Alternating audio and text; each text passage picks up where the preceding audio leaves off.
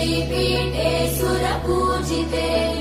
शङ्खचक्र गदाहस्ते महालक्ष्मी नमोऽस्तुते नमस्ते गरुडारूढे कोलासुरभयङ्करी सर्वपाप हरे देवी महालक्ष्मी नमोऽस्तुते महादेव्यै च विद्महे विष्णुपत्नी च धीमहि तन्नो लक्ष्मी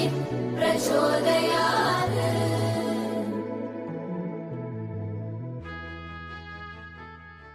नमस्तेऽस्तु महामाये श्रीपीठे सुरपूजिते शङ्खचक्र गदाहस्ते महालक्ष्मी नमोऽस्तुते